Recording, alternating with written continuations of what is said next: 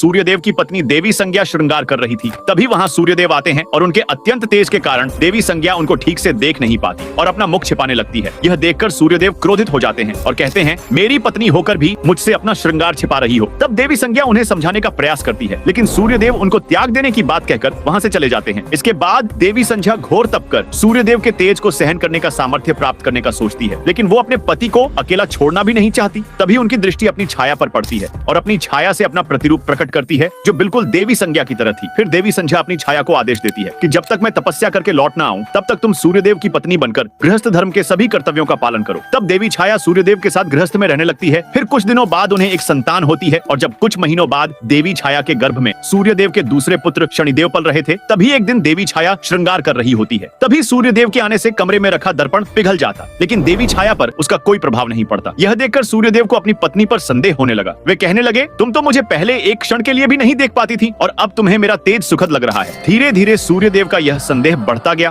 और उन्होंने देवी छाया को पत्नी धर्म के सभी कर्तव्यों से दूर कर दिया। यह सब देखकर देवी छाया बहुत दुखी हो गई और अत्यंत पीड़ित हुई और इसी पीड़ा के कारण गर्भ में पल रहे शनिदेव के क्रोध में वृद्धि होने लगी। अंततः सूर्यदेव ने देवी छाया को पत्नी धर्म के सभी कर्तव्यों से मुक्त करने की बात कही और क्रोधित होकर वहाँ से चले गए। इसके बाद देवी छाया ने इस अवस्था में देवी संज्ञा के पास जाने का निर्णय लिया ताकि वे उन्हें सब कुछ बता सकें। लेकिन जब देवी छाया आकाश मार्ग से उड़ती हुई जा रही थी, तभी सूर्यदेव की दृष्टि उन पर पड़ गई और उन्होंने उनका पीछा करने का निश्चय किया। दोस्तों, आगे की कथा जानने के लिए कमेंट में पार्ट 2 जरूर लिखें।